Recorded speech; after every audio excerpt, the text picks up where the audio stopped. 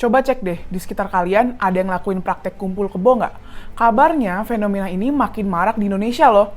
Jadi kumpul kebo itu istilah untuk pasangan yang tinggal bareng tanpa ikatan pernikahan yang sah. Menurut The Conversation, banyak pasangan milih kumpul kebo karena pandangan mereka soal pernikahan udah mulai berubah. Mereka ngerasa pernikahan itu ribet dan terlalu banyak aturannya. Sebagai alternatif, kumpul kebo dianggap sebagai bentuk cinta yang lebih murni dan bebas komitmen. Tapi di Asia, termasuk Indonesia, kumpul kebo nggak dapat pengakuan legal, berbeda dengan Eropa dan Amerika. Di sini, kumpul kebo biasanya cuma berlangsung sebentar, dianggap sebagai langkah awal menuju pernikahan. Dari studi tahun 2021 berjudul The Untold Story of Cohabitation, terlihat kalau kumpul kebo lebih sering terjadi di Indonesia Timur, khususnya kalangan non-muslim. Peneliti dari BRIN, Yulianda Nurul Aini, yang melakukan penelitian di Manado nemuin 3 alasan kenapa banyak pasangan milih kumpul kebo, yakni beban finansial, prosedur perceraian yang rumit, dan penerimaan sosial. Masalahnya, tren kumpul kebo ini bertentangan sama nilai agama, norma, dan hukum di Indonesia. Dan dampaknya juga serius banget. Ada degradasi moral dan nilai keluarga. Selain itu, ada juga masalah hukum dan administrasi yang bikin hidup mereka rumit di masa depan. Kesehatan fisik dan mental juga beresiko, apalagi tanpa perlindungan hukum yang jelas. Gimana nasib anak-anak yang lahir dari hubungan kayak gini? Sebenarnya, pemerintah udah coba cegah dengan aturan hukum. Tapi tren ini terus meningkat karena penegakan hukumnya masih lemah dan banyak yang kurang paham soal agama. Kita gak boleh biarin ini terus terjadi dan pelan-pelan dinormalisasi. Apalagi dampak negatifnya jauh lebih banyak daripada dampak positifnya. Ayo, tolak budaya kumpul kebo. Assalamualaikum warahmatullahi wabarakatuh. Berjumpa lagi dengan Jadi HMC ya, channel yang mengedukasi dan menghibur. Di kesempatan kali ini kita akan bahas yang berbeda ya teman-teman ya. Kita nggak akan bahas masalah Rudy Simamora yang sudah ditahan, tidak bahas tentang lapor-melapor, tetapi satu hal yang teman-teman harus ketahui, harus cermati, harus jadikan ini. Ya, jadikan ini suatu pelajaran agar kita tahu bagaimana mencegahnya, bagaimana membuat keadaan menjadi lebih baik. Apa itu teman-teman? Yaitu fenomena tren kumpul kebo di kalangan. Ya, di kalangan masyarakat Indonesia, terutama di kantong Kristen Indonesia, khususnya Manado. Yang ngomong bukan saya ya. Bagi teman-teman Kristen yang mendengar ini terus merasa, loh kok kami yang kena gitu ya. Enggak, yang ngomong bukan saya teman-teman. Ya ini saya juga terkejut.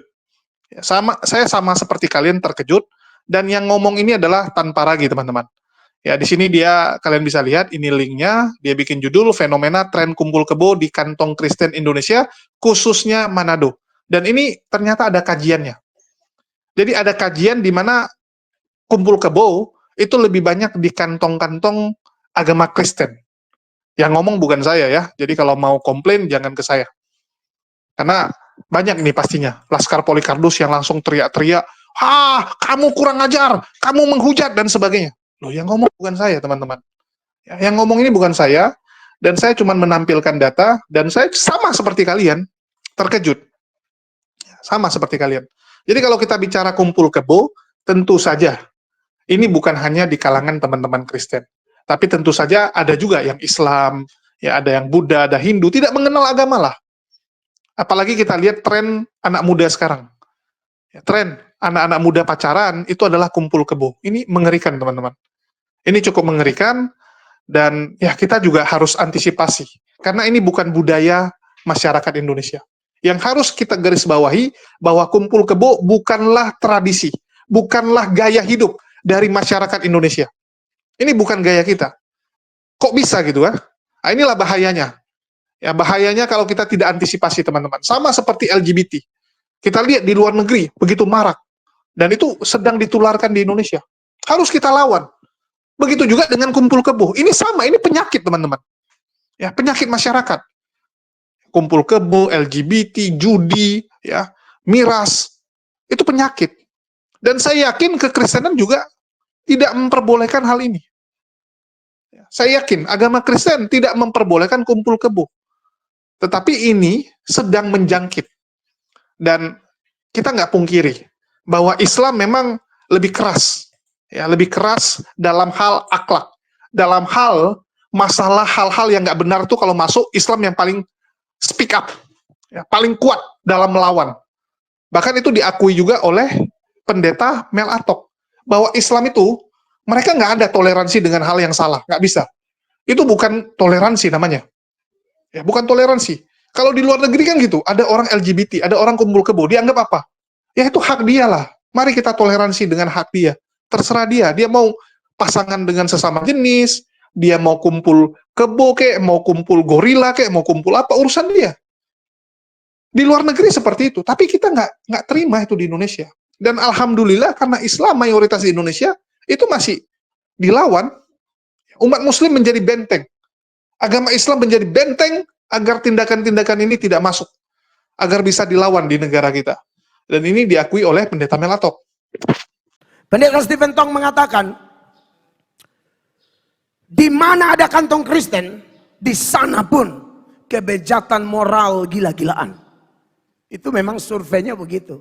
Lihat aja gereja-gereja di Eropa, Amerika, Australia. Banyak yang sudah beralih fungsi. Beralih fungsi jadi pasar, jadi mall, bahkan ada jadi masjid. Saya bersyukur loh Indonesia mayoritas Islam. Saya tidak bisa bayangkan kalau Indonesia juga mayoritas Kristen. Ya, dipenuhi oleh pendeta-pendeta liberal, maka saya yakin mereka akan melegalkan juga seperti beberapa pendeta atau gereja di Australia, Amerika, Eropa yang sudah melakukan pemberkatan sejenis dengan alasan HAM dan lain sebagainya. Mereka tidak pernah memikirkan Alkitab, mereka hanya pikir HAM, mereka pikir hak asasi manusia bisa menggeser hak Allah. Kalau kau lakukan pemberkatan laki-laki dan perempuan begini kan sukacita. Saya tidak tahu, zaman ini kan tambah jahat. Amerika, Eropa, Australia, semua di muka gereja itu bendera LGBT. Indonesia ini mungkin karena kita ketimuran, norma-norma masih kuat. Dan mungkin juga ada kawan-kawan kita agama lain yang juga anti dengan LGBT. Kalau harap Kristen saya susah. Kristen ini paling gampang kompromi. Kalau harap Kristen saya susah. Kristen ini paling gampang kompromi. Ketemu orang Kristen, lihat aja gereja-gereja. Sorry ya, beta soalnya puji orang Islam gimana-gimana, tapi orang Islam tuh sulit loh terima LGBT. Ya, kalian sudah dengar ya, itu pernyataan pendeta Mel Atok, bukan saya. Nanti jangan kalian komplainnya ke saya ya, yang ngomong Mel Atok. Masalah kantong-kantong ini ya, kalau bicara kantong. Dan sekali lagi, kita coba dengarkan dulu pernyataan ya, mengenai apa benar kumpul kebo sedang jadi tren di Indonesia, terutama di kantong Kristen Indonesia, khususnya Manado. Dan dalam hal ini saya kasih asisten saya ngomong, ya ini Tan Paragi sekarang jadi asisten saya saja lah ya. Kita dengarkan dulu pengakuan dari Tan Paragi, dan saya rasa kalian sudah tahu kalau Tan Paragi ini adalah orang yang mengaku apologet Kristen. Ini bukan Muslim ya, apologet Kristen yang ngomong. Tadi kita sudah dengar ya, itu dari temannya Ade Armando ya, dari PIS. Oke, kita pertama bahas ini, saya mau buka kesempatan buat teman-teman yang memberikan komentar ya. Ini seperti tadi dibilang, banyakkan di non-muslim katanya ya. Oke, berarti ya daerah apalagi tadi dibilang Manado, itu daerah kantong Kristen ya. Oke, pertama kita bahas dulu apa sih kumpul kebo ya. Ini dari Wikipedia. Kumpul kebo atau kohabitasi adalah hidup bersama sebagai suami istri di luar pernikahan. Maksudnya apa sih ini? Ini jadi bukan berbeda sama perzinahan ya. Kalau misalnya sama istri orang lain itu berbeda, bukan itu, bukan poligami, bukan pelacuran juga, bukannya ke tempat mana begitu terus tidur sehari terus itu lain lagi, bukan seperti itu ya. Bukan gonta-ganti pasangan juga, tetapi ini hidup bersama, hidup bareng dalam satu rumah tanpa ada kontrak perkawinan atau kontrak pernikahan, tidak di resmi terdaftar di pemerintah, itu maksudnya. Jadi laki sama perempuan tidur bareng, hidup bareng-bareng, bukan cuma 1 hari 2 hari, tapi mungkin untuk waktu yang panjang dan mungkin untuk selamanya juga. Hanya saja tidak resmi, tidak dipestain, tidak ada resepsi pernikahan, tidak ada di catatan sipil dan lain-lain, itu maksudnya. Ya, jadi sekali lagi bukan pelacuran ya. Ini berbeda dengan pelacuran, berbeda dengan gonta-ganti pasangan, berbeda dengan poligami ya. Tapi ini salah satu yang sering dituduhkan kepada orang-orang Kristen, gitu ya. Tentang kumpul kebo katanya. Oke, ini kita lanjut ya. Istilah kumpul kebo umumnya digunakan saat 2 orang belum menikah hidup bersama. Maksudnya belum menikah ini belum resmi ya, belum terdaftar dalam catatan sipil dan juga tidak diberkati di gereja dan lain-lain. Hidup bersama dan terlibat hubungan romantis atau intim. Mereka biasanya melakukan hubungan seksual di luar pernikahan dalam jangka panjang atau permanen. ya. Jadi bukannya kawin kontrak mutah ya. Kalau mutah itu ya kawin dengan resmi pada ijab kabul dan lain-lain untuk jangka waktu tertentu. Misalnya 1 hari doang, terus habis itu cerai, atau seminggu doang, begitu cerai yang sering banyak di kampung-kampung Arab. Bukan seperti itu ya. Ini mereka mungkin suami laki dan perempuan ini mungkin hidup bersama sampai nanti sampai mati mungkin, tapi hanya saja tidak resmi terdaftar di pemerintah dan juga tidak diberkati di gereja atau di organisasi keagamaan gitu. Oke, nanti itu kita bahas ya. Kumpul kebo mulai marak dijumpai di negara-negara barat sejak akhir abad 20, didorong oleh adanya perubahan pandangan sosial, terutama mengenai pernikahan, peran gender, dan agama. Saat ini kumpul kebo di beberapa wilayah dan budaya sering menjadi bagian dari proses pacaran. Nah, berarti ini juga misalnya teman-teman pacaran gitu ya, mau menikah mungkin nanti 2 bulan, 3 bulan lagi atau tahun depan atau kapanpun juga mau menikah, pacaran dulu, nah pacaran udah hidup bareng, nah itu disebut kumpul kebo juga ya. Sebelum resepsi pernikahan, belum resmi di pemerintah, belum terdaftar di ya di catatan sipil, udah hidup bareng, walaupun nantinya akan begitu, tapi tetap itu disebutnya udah kumpul kebo gitu ya. Secara etimologi, istilah yang aslinya adalah kumpul gebou. Jadi kebau itu sebenarnya bukan kebau kerbau ya teman-teman. Dalam bahasa Belanda, gebou bermakna bangunan atau rumah. Jadi kumpul gebou maksudnya adalah kumpul di bawah satu atap rumah. Jadi bukannya kebau ngumpul-ngumpul, bukan kerbau. Istilah gebou berubah menjadi kebo, sehingga menjadi kumpul kebo. Sementara kohabitasi berasal dari Latin via Inggris, cohabitation. Dalam Latin, original cohabiter, tinggal bersama. Kesalahan persepsi, menurut masyarakat awam, ungkapan ini bukanlah ungkapan yang benar dalam bahasa Indonesia, karena kebo diserap dari bahasa daerah Indonesia yang bermakna kerbau. Ya, menurut mereka kumpul kebo mesti diubah menjadi kumpul kerbau untuk menjadikannya ungkapan dalam bahasa Indonesia. Jadi kumpul kebo itu bukan kumpul kerbau ya teman-teman ya. Itu salah persepsi kita di orang Indonesia. Ada perubahan bahasa begitu ya. Kumpul kebo, kebo itu berasal dari bahasa Belanda gebou yang artinya rumah gitu ya, bangunan rumah. Jadi tinggal bareng dalam satu rumah gitu, dalam satu tempat. Kumpul kebo. Oke? Jadi itu definisinya ya, teman-teman perlu tahu sekali lagi ini kumpul kebo ini berbeda dengan pelacuran, berbeda dengan gonta-ganti pasangan, bukan berarti gonta-ganti pasangan, bukan berarti poligami, bukan berarti pelacuran ya. Hanya mereka laki dan perempuan ini sudah entah itu komitmen atau bagaimana untuk hidup bareng dan hanya saja mereka tidak resmi tercatat di pemerintah, tidak ada pengakuan dari organisasi keagamaan dan lain-lain seperti itu ya. Oke. Ini berdasarkan hukum Indonesia bagaimana sih? Prinsip dasar hukum perkawinan dan sistem hukum nasional di negara Republik Indonesia ya. Ini ada Undang-Undang tahun nomor 1 tahun 1974 tentang perkawinan. Langsung kita baca aja ya. Prinsip dasar hukum perkawinan dalam sistem hukum nasional di negara Republik Indonesia, Undang-Undang nomor 1 tahun 1974 tentang perkawinan. Pasal pertama, perkawinan adalah ikatan lahir batin antara seorang pria dan seorang wanita sebagai suami istri dengan tujuan membentuk keluarga atau rumah tangga yang berbahagia dan kekal berdasarkan ketuhanan yang Maha Esa. Ya, ini ada tulisan kekal ya, jadi bukan kawin cerai ya. Kawin cerai itu sebenarnya juga tidak sesuai dengan hukum Indonesia.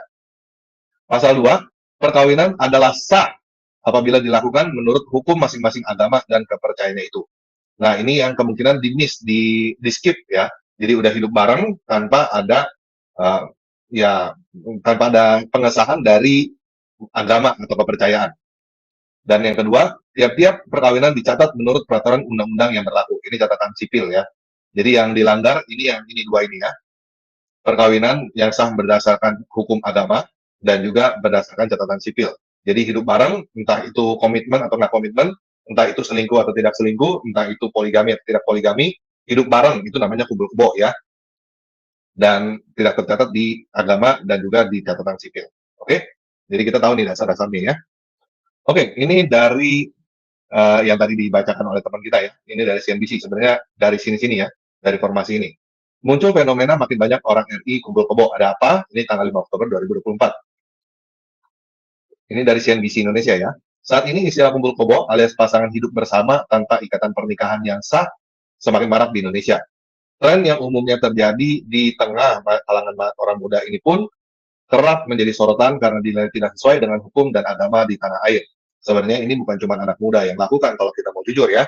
Orang-orang tua juga ada juga yang begini, yang sudah cerai, terus udah gitu nggak bisa lagi, kalau di gereja yang saya tahu nggak bisa lagi ya cerai nggak boleh lagi kawin dengan yang lain gitu. Nah, mereka kadang-kadang juga ada juga yang udah tua, ya hidup bareng sama perempuan lain gitu.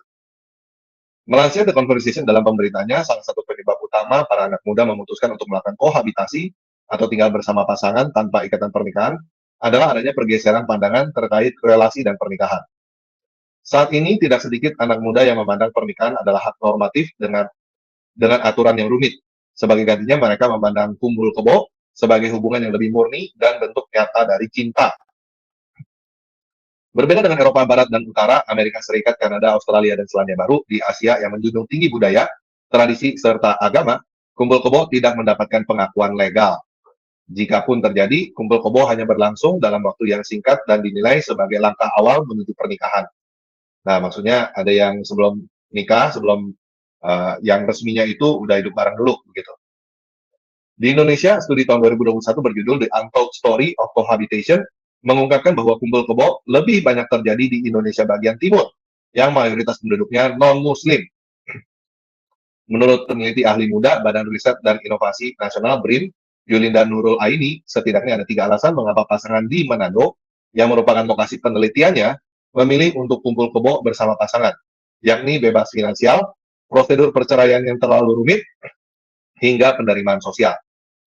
Hasil analisis saya terhadap data dari pendataan keluarga 2021, PK21 milik Badan Kependudukan dan Keluarga Berencana Nasional (BKKBN), 0,6% penduduk Kota Manado, Sulawesi Utara melakukan kohabitasi. Ungkap Yulinda, Sabtu tanggal 5 bulan 10 2024. Jadi jumlahnya 0,6% ya dari penduduk Kota Manado. 0,6% dikit atau banyak ya teman-teman ya? Ini relatif. Dari total populasi, kebanyakan kohabitasi tersebut, 1,6% diantaranya sedang hamil saat survei dilakukan.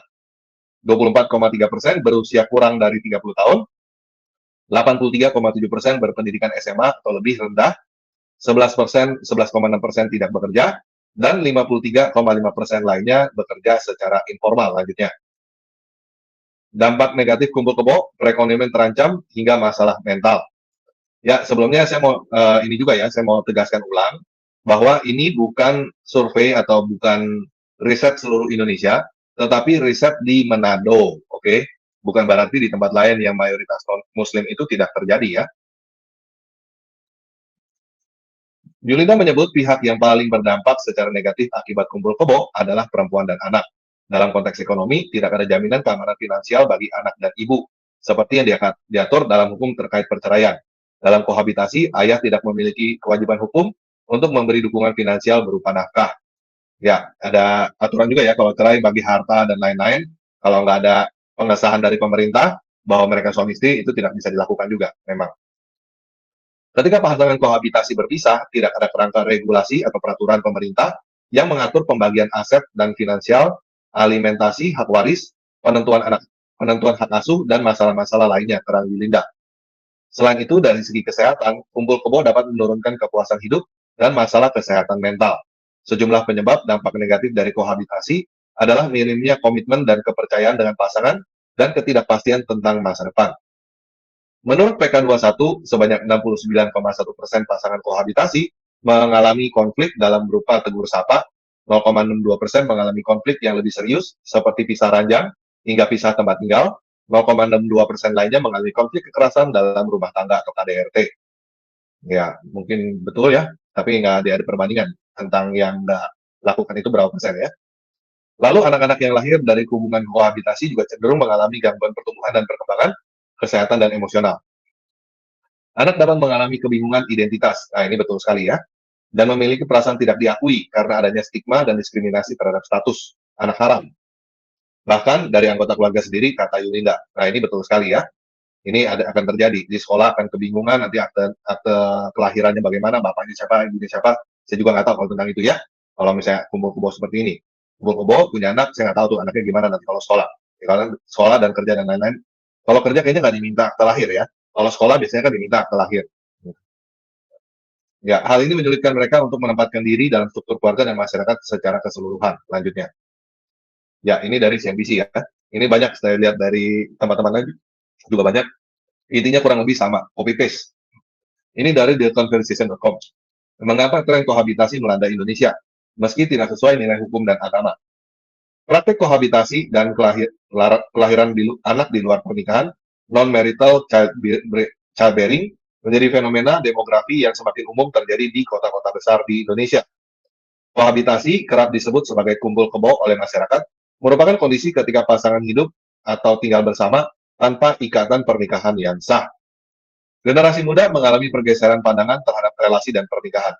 Pernikahan dianggap sebagai institusi normatif dengan regulasi yang kompleks. Di sisi lain, mereka melihat kohabitasi sebagai hubungan yang murni, refleksi dari cinta, dan daya tarik mutualisme. Dalam teorinya tentang Second Demographic Transition, SDT, Ron Leeshage ya kayaknya, saya nggak tahu nih namanya bacanya apa ya, Profesor Demografi dan Sains Sosial dari Belgia, mengajukan pandangan bahwa pernikahan telah kehilangan statusnya dalam bentuk persatuan konvensional yang berdasarkan pada norma dan nilai sosial. Sebagai gantinya, kohabitasi telah menjadi bentuk baru pembentukan keluarga. Bagaimana tren kohabitasi di dunia dan praktiknya di Indonesia? Tren kohabitasi, perbedaan regulasi hukum, budaya, dan struktur ekonomi menyebabkan variasi yang signifikan pada pola dan tren kohabitasi di berbagai negara. Di sebagian besar negara Eropa Barat dan Utara, Amerika Serikat, Kanada, Australia, dan Selandia Baru, kohabitasi memperoleh pengakuan hukum. Di Belanda, misalnya, tingkat kelaziman kohabitasi di Belanda mencapai 50%, dengan durasi rata-rata lebih dari 4 tahun, dan kurang dari separuh dari pasangan kohabitasi ini melanjutkan ke pernikahan. Sejak 1998, negara ini mengakui berbagai bentuk partnership formation, pembentukan relasi, melalui Civil Solidarity Pacts. Fakta ini mengatur kontrak kohabitasi, termasuk kohabitasi yang terdaftar maupun tidak, sekaligus merinci hak dan kewajiban dalam ikatan kohabitasi yang lebih fleksibel daripada pernikahan. Hal ini termasuk dukungan finansial, perumahan, pajak, dan hak sosial lainnya. Ya, ini masalah-masalah kenegaraan ya, hubungannya dengan negara. Masalah hubungan, ya itu jangan suami mesti memberikan nafkah kepada istri, terus mengenai pajak juga ada ya, pajak suami istri, itu ada perhitungan pajak pemerintahnya, ada perhitungan khusus, berbeda ya, dan hak-hak yang lain. Misalnya rumah atas nama siapa, kalau suami istri, atas nama suaminya atau istrinya, nanti kalau misalnya terjadi perceraian, itu akan dibagi atau bagaimana, itu ada hukumnya. Oke, itu yang jadi masalah dengan kohabitasi ini. Adanya fakta ini membantu mengurangi diskriminasi terhadap anak-anak tidak sah, illegitimate children, atau yang sering disebut sebagai anak haram di Indonesia, dan menyediakan dukungan substansial bagi orang tua tunggal. Sementara di Asia, kohabitasi tidak mendapat pengakuan legal karena pengaruh budaya, tradisi, dan agama. Kohabitasi cenderung terjadi dalam metode periode singkat dan sering dianggap sebagai tahap awal menuju pernikahan karena tradisi keluarga yang mengharuskan pasangan menikah. Di Jepang contohnya, data dari National Fertility Survey menunjukkan bahwa sekitar 25% pasangan melakukan kohabitasi dengan rata-rata durasi sekitar 2 tahun, dan sekitar 58% dari total pasangan kohabitasi melanjutkan ke jenjang pernikahan. Data tersebut juga menunjukkan bahwa kelahiran anak di luar pernikahan hanya sekitar 2% atau terendah di antara negara-negara anggota Organisasi untuk Kerjasama Ekonomi dan Pembangunan (OECD) yang rata-rata sebesar 36,3%. Alasan kohabitasi di Indonesia. Di Indonesia, studi 2021 berjudul The Untold Story of Cohabitation mengungkap bahwa kohabitasi lebih umum terjadi di wilayah Indonesia Timur yang mayoritas penduduknya non-Muslim. Katanya begitu ya, tapi yang kenyataannya memang cuma di surveinya di Timur doang. Hasil analisis saya terhadap data pendataan keluarga 2021 milik Badan Pendudukan dan Keluarga Berencana Nasional BKKBN misalnya menemukan 0,6% penduduk Kota Manado, Sulawesi Utara melakukan kohabitasi. Dari total populasi pasangan kohabitasi tersebut, 1,9% diantaranya sedang hamil saat survei dilakukan, 24,3% berusia kurang dari 30 tahun, 83,7% berpendidikan SMA atau lebih rendah, 11,6% tidak bekerja, dan 53,5% lainnya bekerja secara informal. Penelitian yang saya lakukan di Manado belum dipublikasikan, mengungkap 3 alasan mengapa pasangan memilih melakukan kohabitasi. Yang pertama, beban finansial. Di Manado, pasangan cenderung memilih kohabitasi sebagai alternatif karena mereka belum siap secara finansial untuk menanggung biaya pernikahan, untuk pesta pernikahan dan lain-lain gitu, nggak punya duit. Mereka memilih menunda pernikahan guna mengumpulkan biaya untuk membayar mahar yang besarannya ditentukan oleh status sosial, pendidikan, dan level pekerjaan yang lebih tinggi. Salah satu responden wawancara mengatakan bahwa dia harus menunggu hingga 4 tahun agar pasangannya mampu mengumpulkan mahar sebesar 50 juta rupiah. Ya, jadi ini salah satunya ya katanya ya. Harus ada mahar atau ya uang pernikahan atau bagaimana begitu. 50 juta belum punya duit. Ya, sebelum itu hidup bersama dulu, kumpul kebo dulu, gitu maksudnya.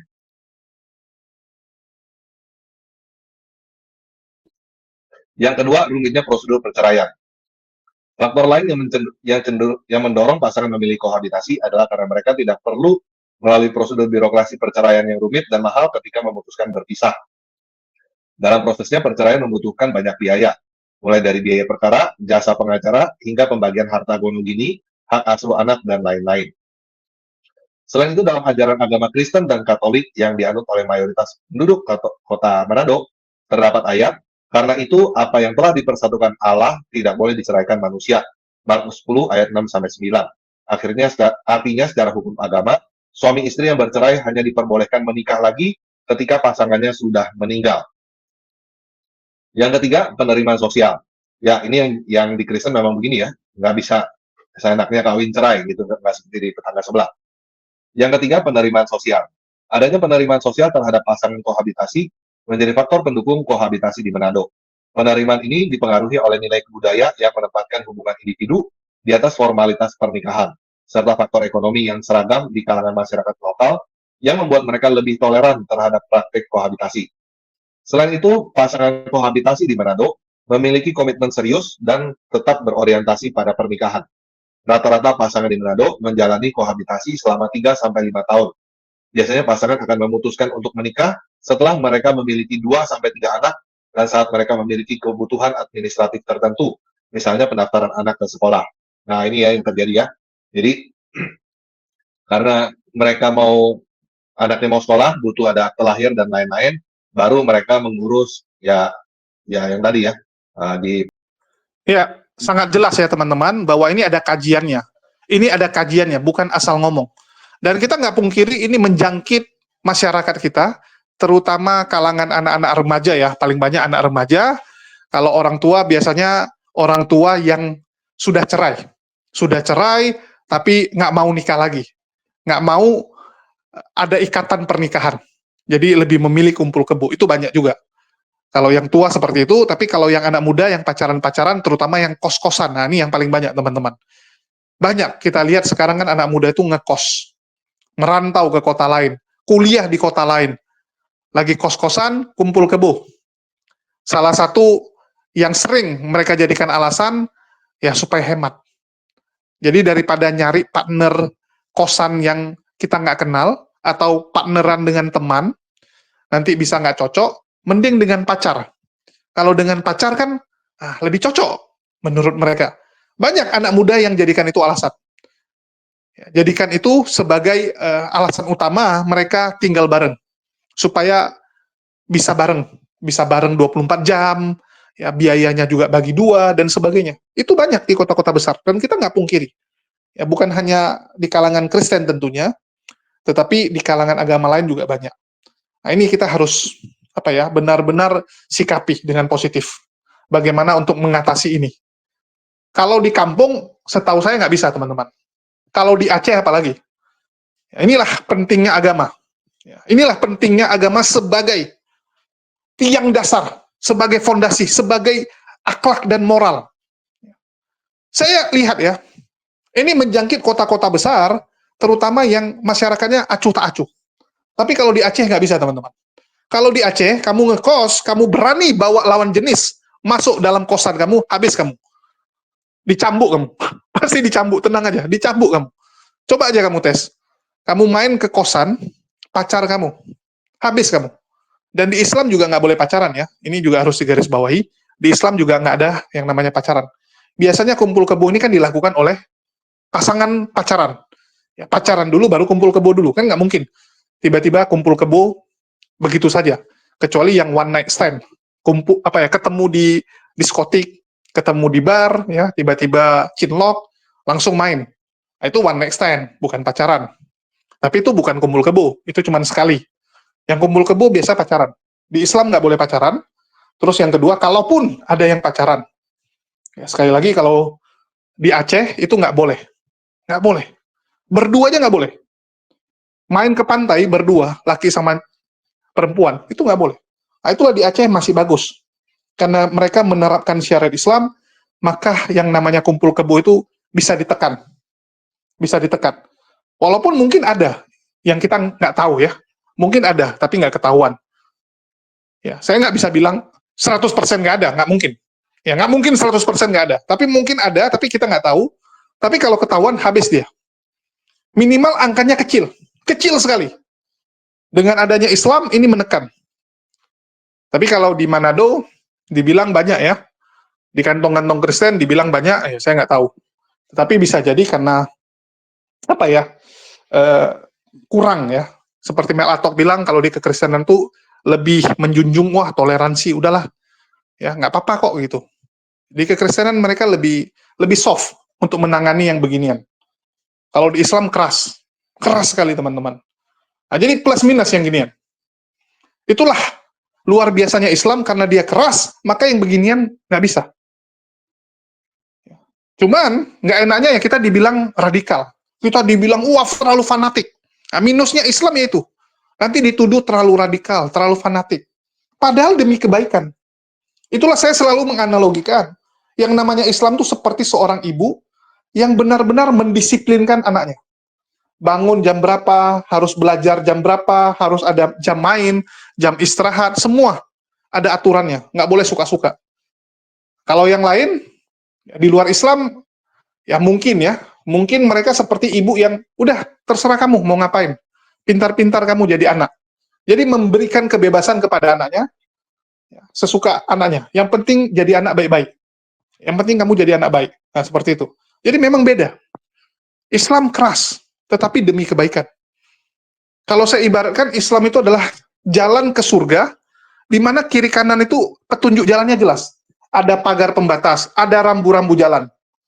Kalau yang lain, ya pintar-pintar kamu cari jalan. Cuman dikasih GPS mungkin ya, nah, ini GPS, kamu cari sendiri jalannya.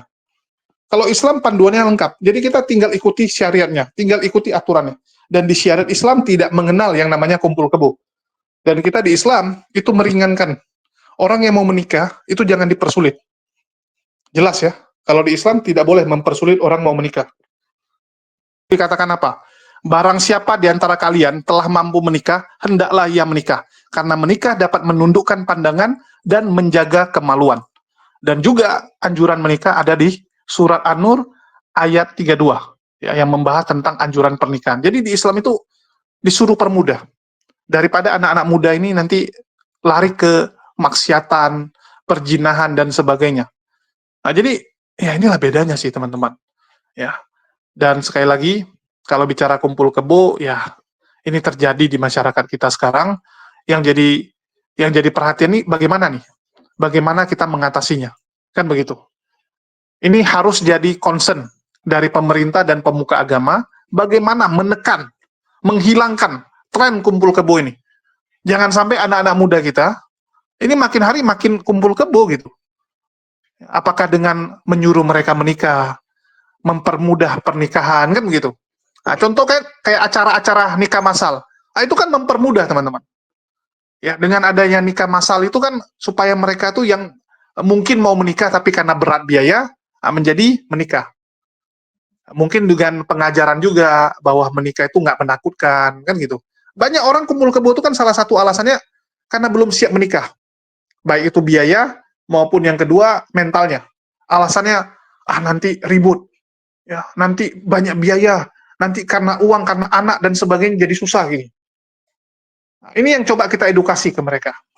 Ya, kita edukasi ke mereka, dan saya rasa ini peran pemerintah dan pemuka agama harus bersinergi membahas hal ini. Karena ini salah satu yang memang terjadi kok gitu. Ya, kumpul kebo, LGBT itu lagi marak. Dan tren itu lagi gila-gilaan peningkatannya di Indonesia. Entah kenapa yang negatif-negatif ini cepat kali berkembang. Apalagi di kota-kota besar yang istilahnya ilmu Islamnya. Ya, itu makin ditinggalkan, teman-teman.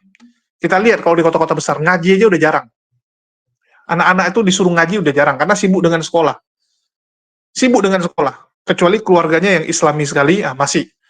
Ya, masih. Tapi kalau keluarganya juga udah sibuk dengan pekerjaan, anaknya juga udah dari pulang sekolah les, ya ada les sampai malam, udah. Lebih pentingkan les daripada ngaji. Padahal akhlak dan ilmu itu harus jalan bareng, teman-teman. Saya dari dulu ya, selalu bilang apa? Akhlak dan ilmu ini harus jalan bareng nih. Harus seimbang. Karena kalau nggak bahaya. Kita nggak pungkiri, kalau terlalu fokus dengan akhlak doang, dengan agama doang, tapi perbuatan enggak, tapi ilmu enggak, ini bahaya juga gitu. Bisa jadi radikal, bisa jadi yang aneh-aneh, bisa jadi orang munafik. Kalau saya langsung terus terang saya sampaikan, saya lebih setuju dua-dua jalan bareng. Kalau terlalu agamais, ya, tetapi hubungan sesama manusianya juga nggak dibagusin, bahaya. Akhlaknya nggak dibagusin, hubungan itunya ya, pengetahuannya juga nggak dibarengin, bahaya. Nanti dia jadi munafik. Orang seperti itu bisa munafik. Tapi kalau terlalu dunia, sedangkan agamanya enggak, bahaya juga gitu. Dia bisa jadi zolim. Kenapa orang bisa begitu kejam? Kenapa Polikarpus itu begitu sadis? Kita lihat bagaimana Polikarpus itu gila akan uang, menghalalkan segala cara. Mafia, ya, menghalalkan segala cara. Kenapa? Karena agamanya nggak kuat. Dia nggak sadar bahwa dunia ini sementara.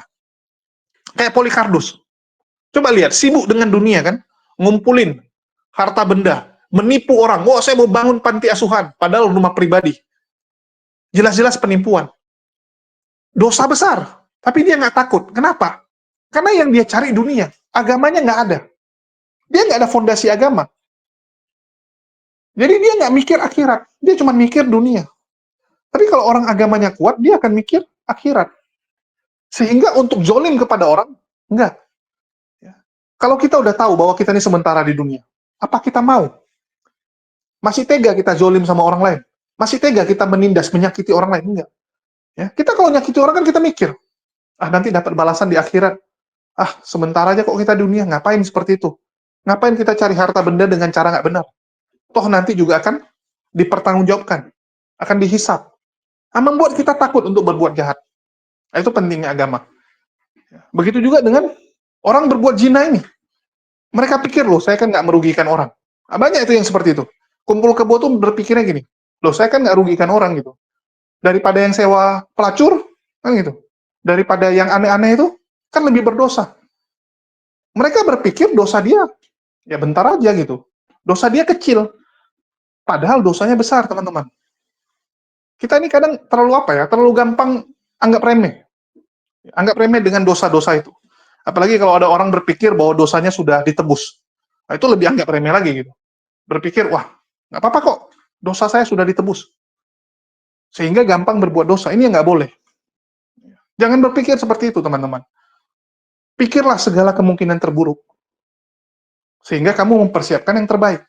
Dengan berpikir terburuk, kita akan siapkan, kita akan lebih, ya 100%, lebih totalitas mempersiapkan segala kemungkinan. Ini yang teman-teman harus garis bawahi, ya, dan sekali lagi, ya ini hasil statistik ya, bukan saya ngomong, bahwa memang di Indonesia ini lagi ramai, lagi marak kumpul kebo. Begitu juga dengan orang yang udah cerai tuh, kan dibilang juga sama Tan Paragi ya, diakui sama Tan Paragi, banyak juga orang yang karena sudah cerai, bukan cerai ya, sudah pisah atau cerai lah, boleh lah ya, tapi nggak boleh kawin lagi kan gitu, nggak boleh kawin lagi. Jadi solusinya adalah kumpul kebo. Ini juga salah. Ini juga salah, teman-teman. Harusnya berani. Contoh Ahok. Ya. Ahok cerai, dia nikah lagi. Veronica nggak berani nikah lagi, karena dia takut dosa mungkin ya. Karena menurut dia di agamanya nggak boleh. Udah cerai, nggak boleh nikah lagi.